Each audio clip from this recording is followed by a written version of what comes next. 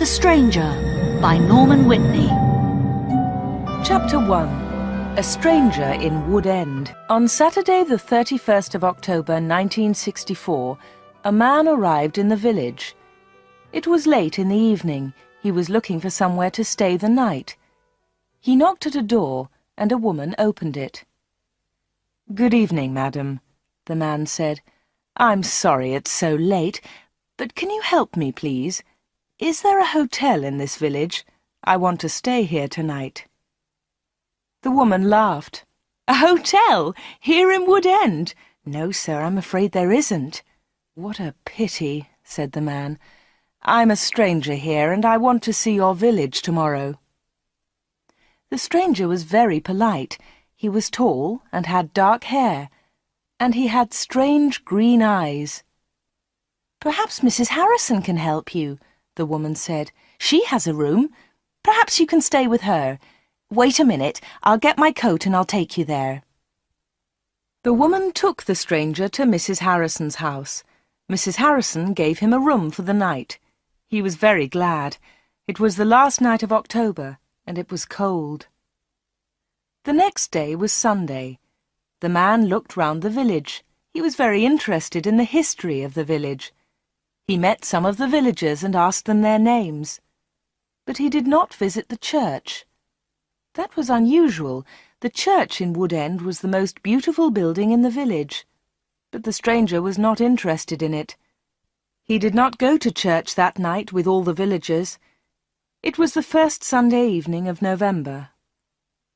When the villagers came out of the church, the man had gone. They had all liked him.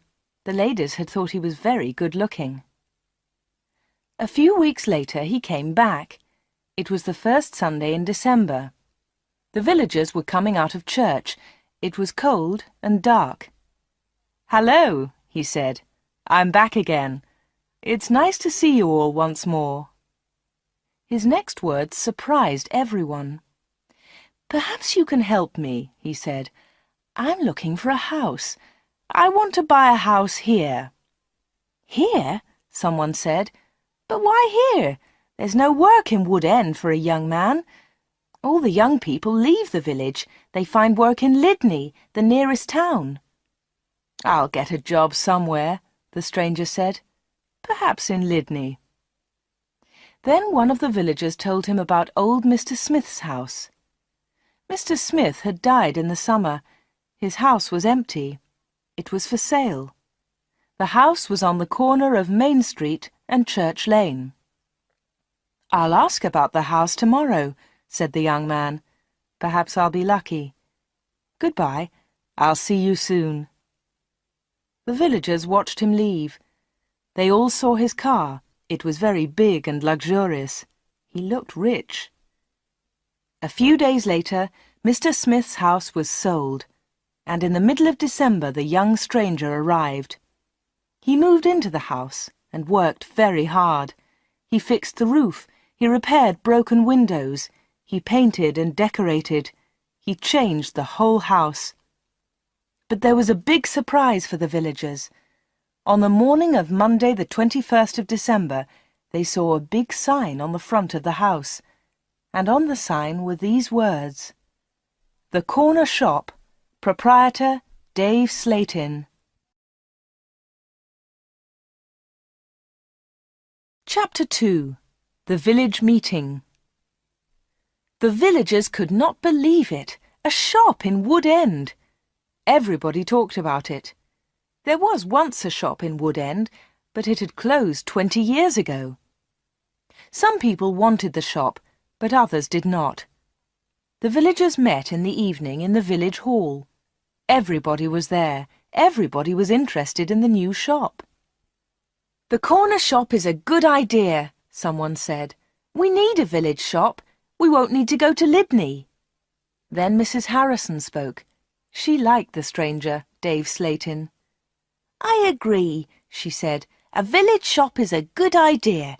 It's too quiet here. Wood End needs a shop." "Nonsense," said Miss Brown. She was the village schoolteacher. "Lydney is not far away. There are lots of shops there." Soon everybody was shouting. Then Mr. Hart spoke. He was a very big man with a loud voice. "Listen, everybody," he shouted. "We've never had trouble in this village before. We've always been quiet and happy. Now this shop is causing trouble." "Let Mr. Slayton speak," someone said. "It's his shop. Let him speak." "Ladies and gentlemen," said Dave Slayton, "I don't want to cause any trouble. I'm still a stranger in your village. But I want to be one of you. I want to be your friend. I like the people of Wood End."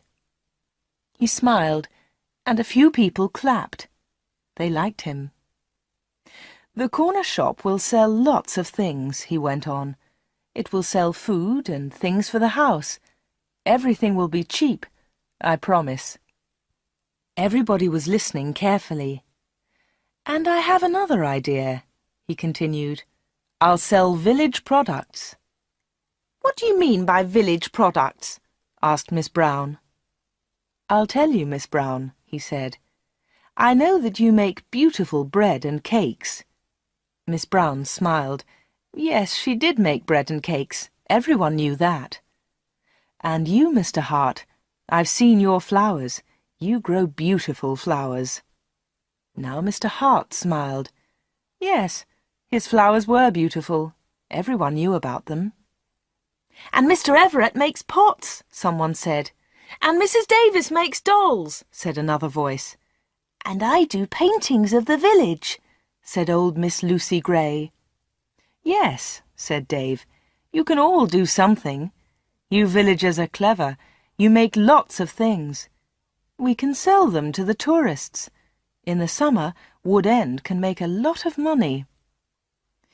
"But what about the money?" said Mr. Hart. "How will you pay us?" "That's a good question," said Dave, "and here's the answer. You'll bring your things to me, and I'll sell them for you. I'll keep some of the profit. You'll have the rest." "What a good idea," said Miss Brown. "Yes, I agree," said Mr. Hart. All the villagers agreed. Everyone in the village was happy with Dave Slayton's plan. The corner shop opened on Monday the 4th of January 1965. Soon the shop was busy, and Dave needed an assistant. The new assistant in the corner shop was Anna. She started work in late January.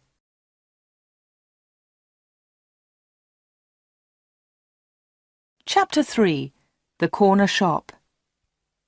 Dave Slayton kept his promises. Things at the shop were good and cheap. "How does he do it?" asked Mrs. Harrison. "It's winter, but he's selling lots of fruit and vegetables, and they're cheap. I never go to Lydney now." The other villagers agreed. The corner shop was a success, and Dave seemed happy. He paid Anna good wages. Sometimes her friend Peter helped at the shop, and Dave gave him money too. Dave advertised in newspapers, and the village products sold well. People from Lydney came to the corner shop. There were lots of visitors, and Wood End became more interesting. The villagers were surprised, but pleased.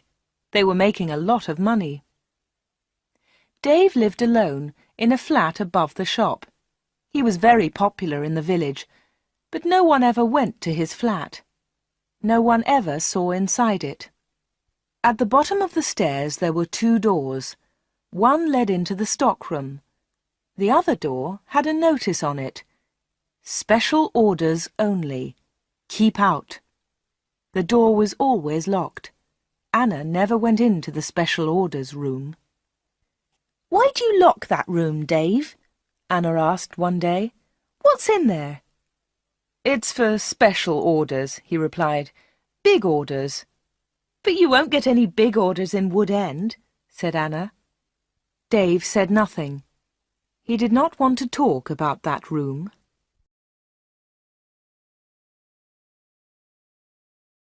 Chapter 4. A Beautiful Customer. For 3 months, everything was normal. Then, one day in April, an unusual customer came into the shop. The new customer was a very beautiful woman. She was wearing expensive clothes and arrived in a large car. "Is this the corner shop?" the woman asked. She looked round and seemed a little surprised. "Yes," replied Anna. "This is the corner shop. It's the only shop in the village." "I'm looking for Mr. Slayton, the owner of the shop," said the woman. "I think he's upstairs," said Anna. "I'll go and get him. Does he know your name?" "Yes, I think so," was the reply. "Tell him—" The woman stopped. "Tell him Miss Gordon is here, Miss Greta Gordon." Anna was amazed. "Are you Greta Gordon, the film star?" "Yes, that's right." The woman smiled, but she was nervous. "Wait a minute," said Anna. "I'll tell Mr. Slayton that you're here." Anna ran to the bottom of the stairs and called, "Dave! Dave! There's someone to see you!" "Who is it?" asked Dave from upstairs. "Miss Greta Gordon!" shouted Anna. "It's Greta Gordon, the film star!" "I'm coming," he said, and he came down immediately. "I'm pleased to meet you, Miss Gordon," he said. "Good morning," said Greta Gordon. She and Dave shook hands. She had beautiful hands, and she was wearing beautiful diamond rings. Anna had never seen so many diamonds before.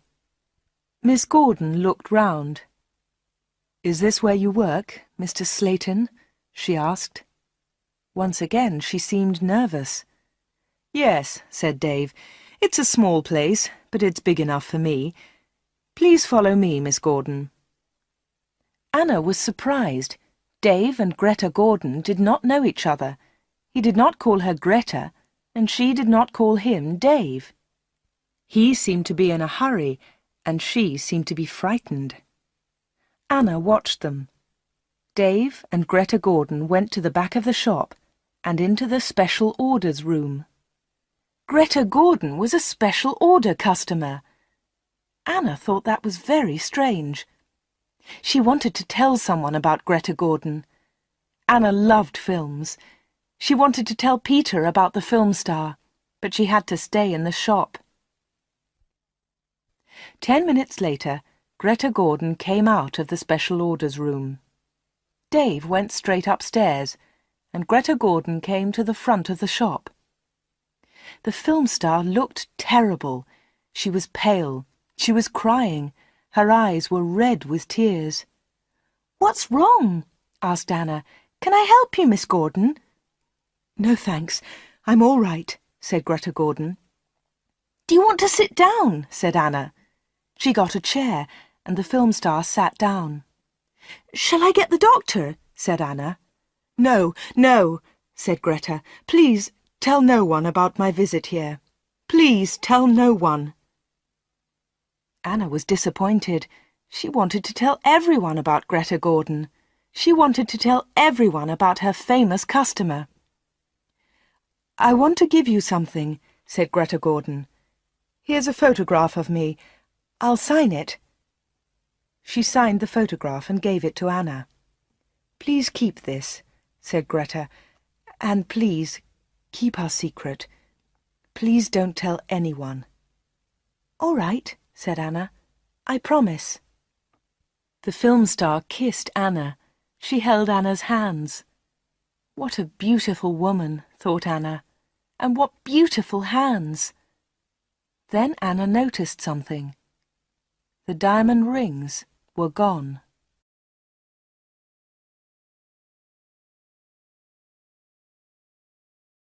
Chapter 5. A Page in Film News. Dave never talked about Greta Gordon. He never talked about her visit to the corner shop. One day, Anna asked him about the film star. "How do you know Greta Gordon?" said Anna. "Is she a friend of yours?" "I don't want to talk about her," Dave replied. "She was a special order customer. Don't ask any more questions about her, Anna." So Anna did not ask any more questions.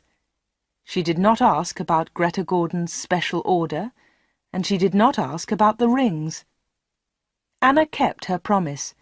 She never told anyone about the film star. Soon it was spring. Anna and Dave were busy. Mr. Hart brought lots of flowers to the corner shop, and Anna sold them to the tourists. There were lots of tourists that year. In May, Peter asked Anna to marry him. She said yes. They became engaged. They planned to get married in the following year. Now they needed money, so they worked hard and they saved. They were very much in love. On Saturdays, Peter played football or cricket, and Anna often went to the cinema in Lydney. He enjoyed sports, and she loved watching films. One day, Anna was reading Film News. This was a magazine about film stars. She turned the pages. There was a picture of Greta Gordon. Anna was pleased. What a surprise!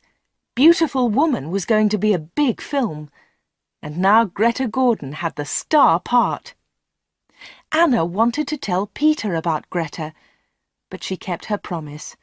She did not tell anyone. But she did show Film News to Dave Slayton. "Look, Dave," she said, "here's a story about Greta Gordon. Isn't it great? She's got the big part in Beautiful Woman." Dave looked at the magazine. "Greta Gordon will star in Beautiful Woman." The star of Beautiful Woman was Joanna Lee, but Miss Lee has broken her arm. "I don't know what happened," said Miss Lee. "I was in my bedroom. I slipped and fell." Greta Gordon will now be the star of Beautiful Woman. "I'm so lucky," Greta told us yesterday. "I've always wanted the part. I can't believe it." "I don't know anything about films," he said. "Is Greta Gordon a big star?" Anna laughed. "Big star? Yes, she is. She's terrific." Dave didn't seem interested. "I hope she's happy with her big part," was all he said.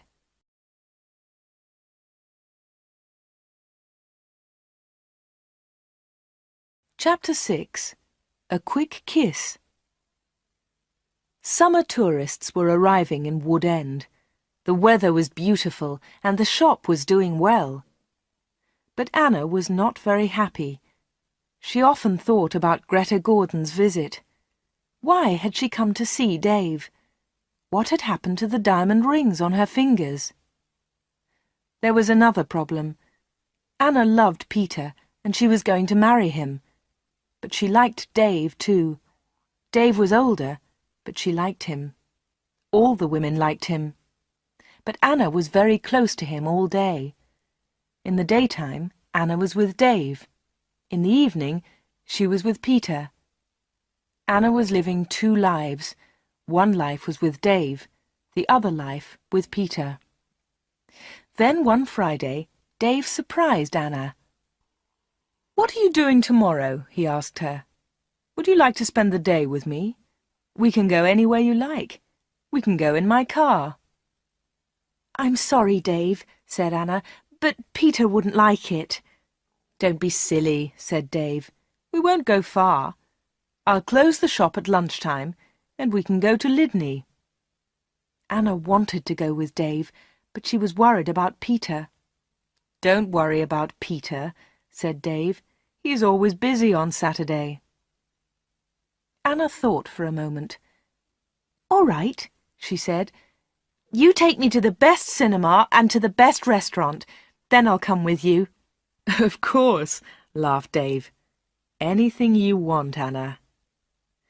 So the next afternoon, Dave and Anna went together to Lydney. They had a good time. Dave bought Anna a new, expensive dress. Then they went to a cinema and afterwards to a restaurant. Peter played cricket that Saturday. He never knew about Anna's day with Dave. He was playing in another village and returned to Wood End very late. Dave and Anna were also very late.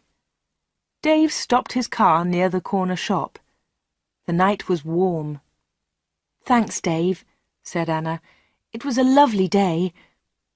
"I enjoyed it too," said Dave. He put his arm round her shoulders and kissed her. It was a quick kiss, but for Anna, it was wonderful.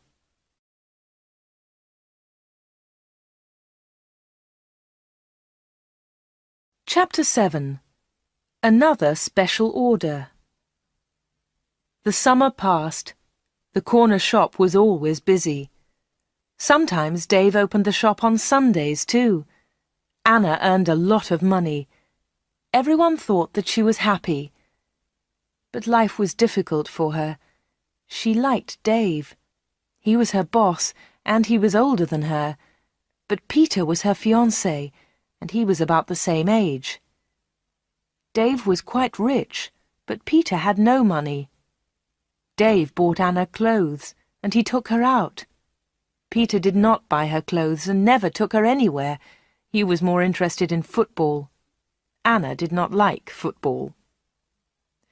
Now it was September. Peter played football every Saturday. One Saturday there was a big football match on television. Mr. Hart had the biggest television in the village, and he invited some people to his house. He invited Peter and Anna. On Friday, the day before the match, Anna was working in the shop all day. At 5 o'clock, she locked the shop door. 2 minutes later, the bell rang, and Anna went to the door. There was a young man outside. He was carrying a small case. "Hello," she said. "Can I help you?" "I hope so," said the young man. "I want to see Mr. Slayton." "I'm afraid that the shop is closed now," said Anna. "We're open tomorrow morning." "But I've got an appointment," said the young man. Then Dave spoke behind Anna. She hadn't seen him. "Yes, I've been waiting for you," said Dave. "You're late." "I'm very sorry, Mr. Slayton," said the young man. "I was—" Never mind," said Dave rudely. His rudeness surprised Anna. The young man seemed afraid. "But can you see me now?" he asked. "Yes," said Dave. "Come in." Dave turned to Anna. "Anna, it's after 5 o'clock. You can go home now." "I won't be long," said Anna. Dave was angry. "Hurry up and go home," he said. But Anna wanted to stay. She wanted to know about the young man. The young man followed Dave to the back of the shop and into the special orders room. Another special order, another special customer. Anna waited. But soon it was 5:30. Anna put her coat on and left the shop. She closed the door very loudly. Then she went round the corner and waited. Soon there was a noise. The young man was leaving the shop. Anna could not see him, but she could hear him. He was speaking to Dave. "Are you sure?" said the young man. "What do you mean?" asked Dave. "Is this the only way?" said the young man. "Yes, it is," said Dave. "Don't worry, everything will be all right. Goodbye." Anna heard the shop door close. She came round the corner and saw the young man. He was walking quickly to his car. Anna noticed immediately that he was not carrying his case. She followed him. "Excuse me," she said, "you've forgotten something. You've left something behind." The young man turned round. Anna stopped. Suddenly she was frightened. The young man's face was white. It was white with fear. "Please go away," said the young man. "Leave me alone. I want to go home. Leave me alone." He got into his car and drove off. Anna stood in the street and watched him. She was thinking. Why had the young man come to the corner shop? What was his special order? And why had he left his small case with Dave Slayton? Chapter 8. The Football Match. The next day was the day of the big football match. Mr. Hart had invited about 10 people. Anna did not watch the game. She was helping Mrs. Hart in the kitchen. They were making tea. It was a good game, and everyone was enjoying it. At half-time, Peter went into the kitchen. "Why don't you come and watch the match, Anna?" he said. "It's really good. Come on." Anna laughed. "No, thanks," she said. "I'm helping Mrs. Hart. Look, here's the tea. Can you take it in to the others?" "OK," said Peter. "It's a terrific match. Mike Bailey scored a great goal." Peter took the tea into the sitting room, and the second half of the match started. The second half was very exciting. Mike Bailey scored another goal after 20 minutes. The score was 2-0. Then the other side scored 2 quick goals. It was 2-2. There were only 5 minutes of the match left. "Come on!" shouted Peter. "Come on, Mike, let's have another goal!" In the last seconds of the match, Mike Bailey scored the winner. It was his 3rd goal of the match. But something was wrong. The other team's goalkeeper was injured. Bailey had been very near the goalkeeper, and he had kicked the ball very hard. The ball had hit the goalkeeper's neck. Mrs. Hart and Anna came in from the kitchen. "What's happened?" said Anna. "What's wrong?" "It's Brian Thomas, the goalkeeper," said Peter. "He's injured." It was serious. The goalkeeper had broken his neck. Later they all watched the news on TV. They saw pictures of Mike Bailey's 3rd goal. It was a great goal. They saw the ball hit the goalkeeper. It was an accident. The TV announcer said, "And now over to our sports studio for an interview with Mike Bailey." They all watched the interview. The TV showed a picture of Mike Bailey and the interviewer. "Mike," said the interviewer, 3 goals in 1 match. How do you feel about that?" But Mike Bailey said nothing. He could not speak. He tried to speak, but he could not. It was terrible. The interviewer tried another question. "Let me ask you about the 3rd goal, Mike. It was a great goal, but how do you feel about the injury to Brian Thomas?" It was a silly question. The injured goalkeeper would never play football again. Mike Bailey said nothing. He looked very ill. When the interview ended, Mr. Hart turned off the TV. No one noticed that Anna had left the room. Mike Bailey had looked frightened. Anna was frightened too. Mike Bailey and Anna had met before, the day before, at the corner shop.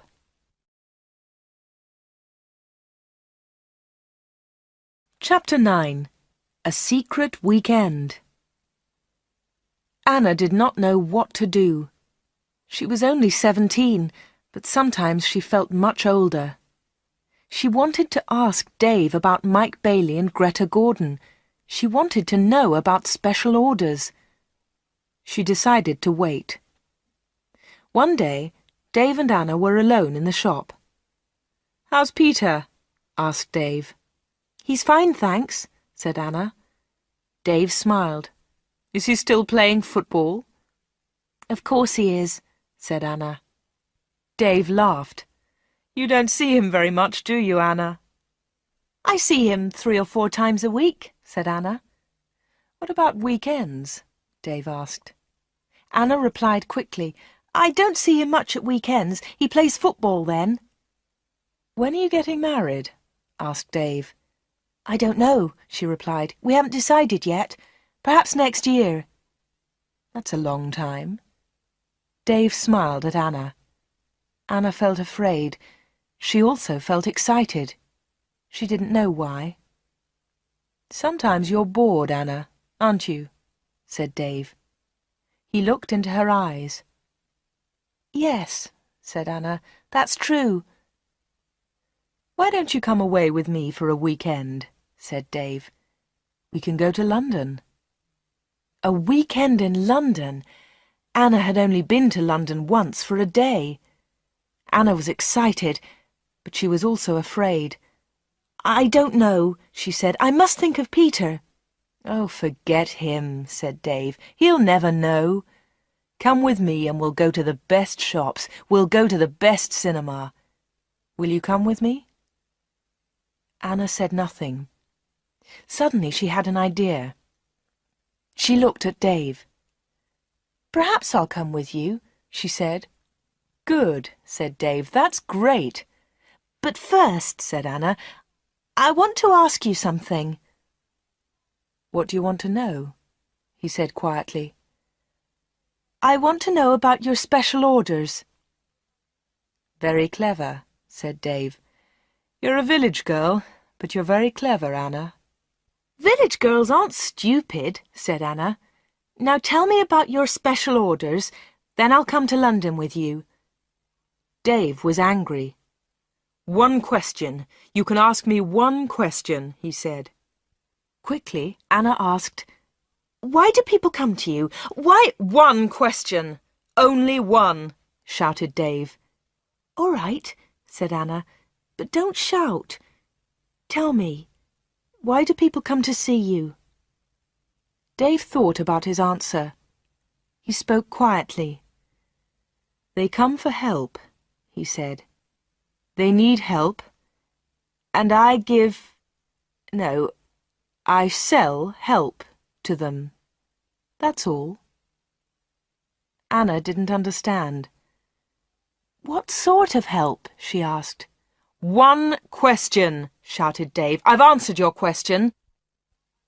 Anna said no more. She and Dave had made an agreement.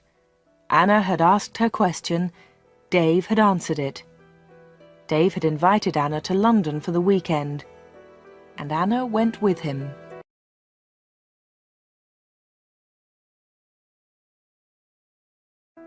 Chapter 10. A Quarrel. Anna enjoyed the weekend. They arrived in London late on Friday evening and stayed at a big hotel. On Saturday they went shopping, and in the evening they went to a cinema.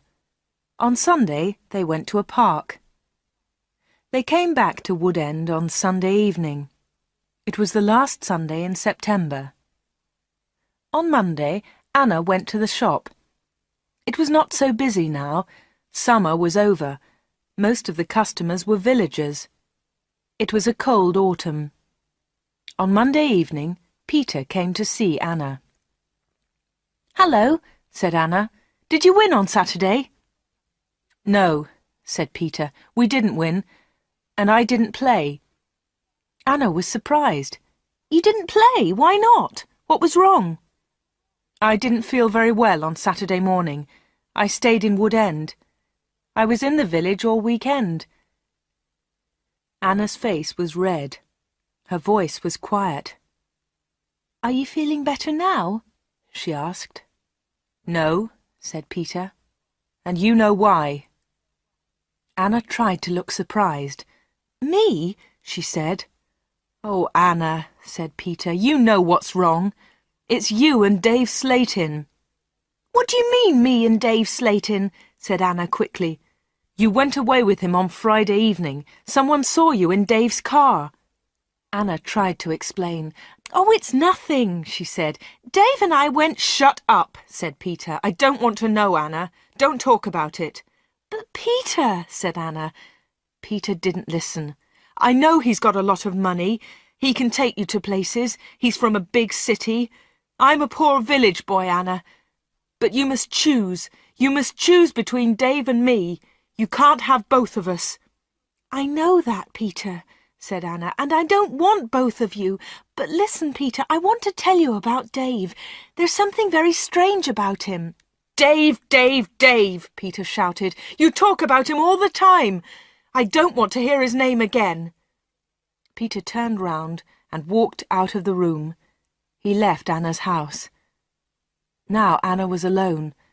She was very unhappy.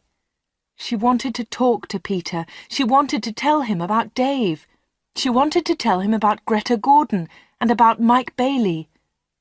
But Peter had left her. Chapter 11. Arthur Reisman. It was October. It was cold and wet. Anna was not very busy at the shop. She was very unhappy. She was a different girl. She seemed older. She didn't go out much. She looked ill. Most of the villagers knew that Anna had quarrelled with Peter. They also knew that she had been to London with Dave. But no one was able to help Anna. She did not talk to anyone. Before, She had been a happy, smiling girl. Now she was sad and lonely. She went to the shop every day. She was waiting for another special customer. Anna did not wait long. It was the middle of the month. Anna was alone in the shop. It was almost lunchtime. A middle-aged gentleman came in. He was a big man with a very large moustache. He was well dressed, and he was carrying a large briefcase. "Good morning, miss," he said politely. "Good morning, sir," said Anna. "Can I help you?" Anna was very polite too. She was interested in this man. "I'm looking for Mr. David Slayton," said the man. Anna smiled. "Are you a salesman?" she asked. She knew that he was not a salesman. He didn't look like a salesman, but she wanted to talk to the man. The man smiled. "Yes, I am a salesman," he said. That was not true. Anna knew that the man was lying. Then she said, "Perhaps I can help you, sir. I usually speak to the salesman." She looked at the man's case. It had the letters ARICS printed on it. "Thank you," said the man very politely, "but I have a private appointment. I have come from London, and I must see Mr. Slayton." "I'm sorry," said Anna. "He's very busy at the moment, but I'll tell him you're here. What's your name, please?" The man smiled. "Roberts," he said. "Arthur Roberts." Anna went to the back of the shop. Dave was coming down the stairs. "There's a man in the shop," said Anna. "He wants to speak to you." "Thanks," said Dave, and he went to the front of the shop. "Good morning, Mr. Reisman," said Dave. "I'm pleased to meet you." Anna listened. Reisman! The man's name was Reisman, not Roberts. What a liar! The man did not look at Anna. "I'm pleased to meet you, Mr. Slayton," the man said. "Please come with me," said Dave. Mr. Reisman followed Dave. They went into the special orders room. A minute later, Dave came out. He came to the front of the shop. "It's lunchtime, Anna," he said. "You can go home now." "Thanks, Dave," said Anna. "I'm going in a few moments." Dave went back to the special orders room. Anna did not leave the shop. She waited. Anna wrote down the letters ARICS. She understood AR, Arthur Reisman, but she did not understand ICS. At 1:30, Anna heard noises. Mr. Reisman was leaving. Dave was talking. "Thank you, Mr. Reisman," said Dave. "And thank you," said Mr. Reisman. "You have helped me a lot." "Good," said Dave. "Goodbye, Mr. Reisman. My assistant isn't in the shop, but you can open the door. Goodbye." Dave went upstairs, and Mr. Reisman came into the front of the shop. Anna was sitting quietly in a corner. "Oh," said Mr. Reisman, "I thought you had gone home." "No," she said. "I decided to have lunch in the shop today." Anna and Mr. Reisman looked at each other. They didn't like each other. There was silence. Anna spoke first. "Would you like to buy some bread, Mr. Roberts?" she said. "Reisman. My name is Reisman," said the man. Anna smiled. "I'm so sorry," she said. "Would you like to buy some homemade bread, Mr. Reisman?" "It looks delicious," said Mr. Reisman. He was very polite again. "Yes, I'll take some, please. My wife will love it." "Here you are," said Anna. She put the bread in a bag. Then she said, "You can put it in your briefcase." "My briefcase?" said Mr. Reisman. "I haven't got a briefcase." "I think you've forgotten it," she said. "I'll go and get it for you." Anna moved towards the back of the shop. Mr. Reisman stepped in front of her. He held her wrists. He was very strong. "Listen to me," he said. "I don't want that briefcase. Leave it there." "All right," said Anna. "Please let me go. You're hurting me." Mr. Reisman let go of Anna and turned towards the door. He left the shop hurriedly. He hadn't taken his bread with him. Anna watched Mr. Reisman leave. Her hands were still hurting 5 minutes later.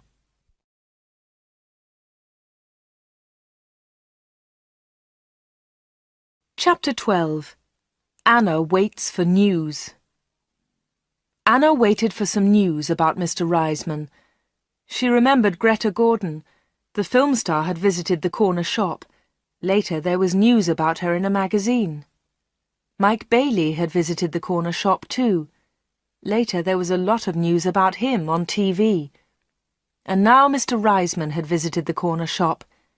Anna was waiting for some news about him. All 3 visitors had been special customers. They had all seen Dave. They had all been in the special orders room.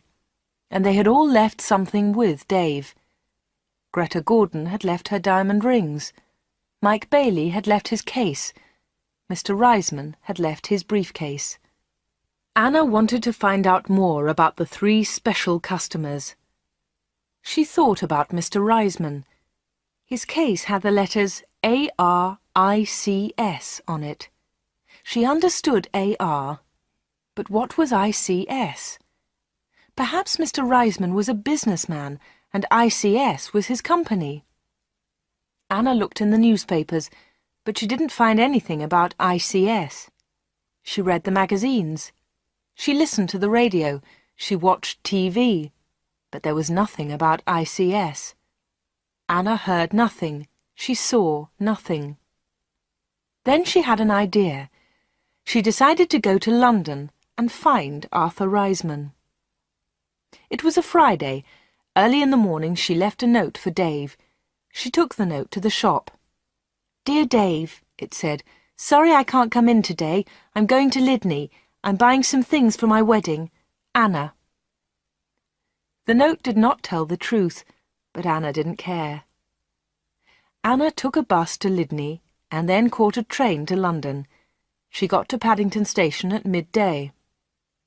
She got off the train and looked for a telephone box. The telephones were near to the entrance to the station, but the boxes were all full. She stood and waited. Then Anna saw the letters ICS. There they were. They were on a huge advertisement. Anna had found the answer to her problem. International Computer Services, ICS. Perhaps that was Mr. Reisman's company. Soon one of the phone boxes was empty. Anna rang the number, 222-8959. "ICS, can I help you?" said a woman's voice.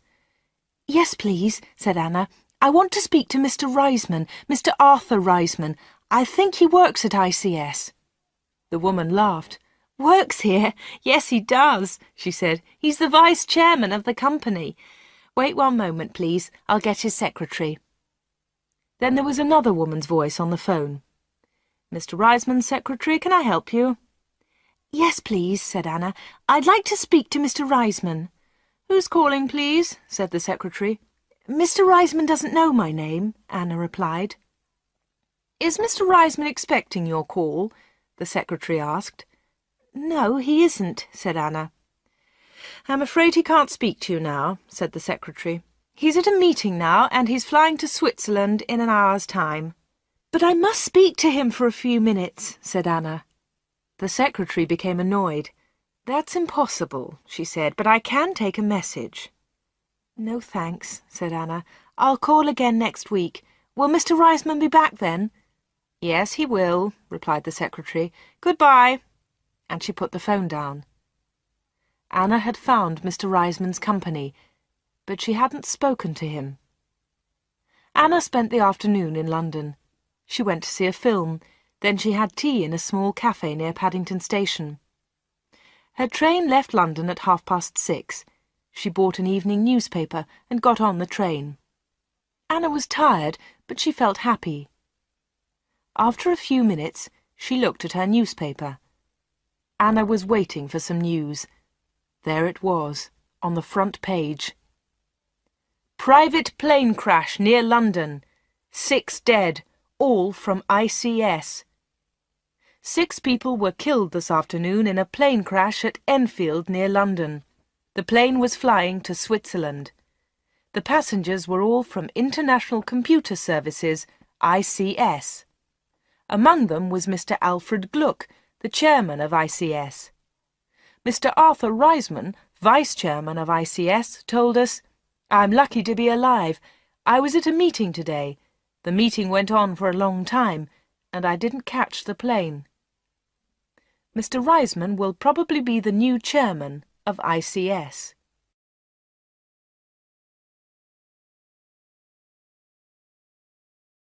Chapter 13. The Special Orders Room. Anna got home about 10 o'clock. She turned on the radio and listened to the news. The chairman of ICS was dead, and Mr. Reisman was the new chairman. Anna didn't sleep that night. She was thinking about Dave Slayton and the special orders. What were they? What was Dave Slayton doing in that room? On Saturday morning she went to the shop. Dave said nothing to her. He was angry because Anna had not worked on Friday. He didn't ask about her day off, and Anna didn't tell him about it. At 11 o'clock, Dave left the shop. He got in his car and drove off. Anna was alone. This was her chance. She went to the back of the shop and turned the handle of the locked door. But the special orders room was not locked. Dave had forgotten to lock it. Anna opened the door and went into the room. It was a small room, dark and hot. Anna turned on the light, but it was not a very strong light. She looked round the room. There was a small table, 2 old chairs, and a lot of boxes. That was all. Special orders? There were no order books, no papers, no pencils. Anna walked round the table. It was difficult because there were a lot of boxes on the floor. Anna opened one of the boxes and looked inside. She found some old magazines and newspapers. Underneath, there were some dirty old clothes. But underneath the clothes, she discovered some money. Lots of money. British money, French money, American, German. There was money from all over the world. Anna was amazed. She had never seen so much money before. She looked round again and found Mike Bailey's case. It was empty. Then she found Arthur Reisman's briefcase. That was empty too. Then Anna looked into a bigger box. Inside it were some dolls with broken arms and legs. One of the dolls was very beautiful, but it had a broken arm. Anna put it on the table. Then Anna found a book about football. Inside there were some pictures of footballers, but the pictures were all torn. Anna put the book on the table. Anna looked into the box again and found some little cars. Most of them were broken. She found a small model aeroplane. It was broken too. Anna put all these things on the table. What a strange collection. There was the money, the broken doll, the toy cars, the model aeroplane, and there was the football book with the torn pictures. Anna looked at the things on the table. What were they for? Why did Dave Slayton keep them in this locked room? Suddenly Anna jumped. There was a noise behind her. Someone was standing at the door.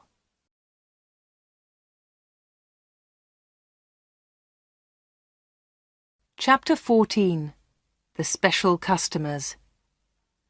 "What about the diamond rings?" said a voice. It was Dave Slayton. He was laughing. "I left the door open for you," he said. "I wanted you to go into this room this morning." Anna was frightened, but she tried not to show her fear. "You haven't found the diamonds," Dave said again. Anna remembered Greta Gordon's diamond rings. Were they in this room too? "Here," said Dave. He came into the room and picked up an old box. He took out the rings and threw them on the table. "They aren't yours," said Anna. "They belong to Greta Gordon." "They belong to me," laughed Dave. "She gave them to me." "But why?" asked Anna. "Why? Why did Greta Gordon give you those diamonds? And all this money? Who gave you the money?" "My special customers," said Dave. "My special customers gave me the money. It's mine now." "Mike Bailey and Mr. Reisman gave you all this money?" asked Anna. "Yes," said Dave. "You have seen some of my special customers, not all of them." "But why do they come?" Anna asked again. "These people come to me for help," replied Dave Slayton. "I help them, and they pay me." "But how do you help them?" asked Anna. Dave Slayton picked up the beautiful doll with the broken arm. "Do you remember Joanna Lee?" he asked Anna. Anna thought for a moment. "Joanna Lee?" she said. "Yes, of course I remember her. She's the actress who broke her arm. Greta Gordon got her part." "That's right," said Dave Slayton. "This doll is Joanna Lee." Anna felt more afraid. What kind of man was Dave Slayton? Dave Slayton pointed to a torn photograph in the football book. "Who's that, Anna?" he asked. Anna remembered the face.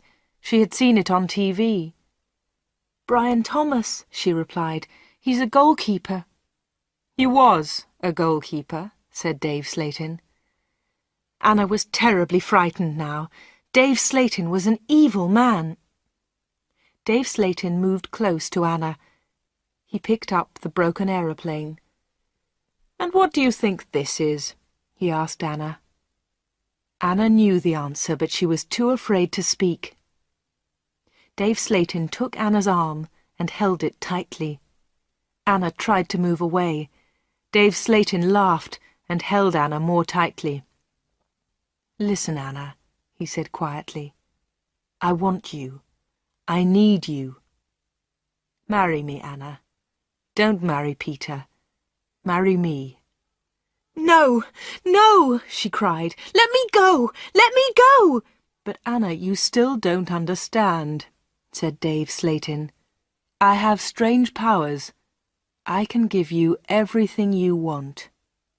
He looked into Anna's eyes. "And my children will have these powers too," he continued. "I will give you money and diamonds, and you, Anna, you will give me children." Anna was terrified now. She kicked Dave Slayton very hard, and he let go of her hand. Anna moved quickly. She ran out of the special orders room, through the front of the shop, and out onto the street. She ran all the way home.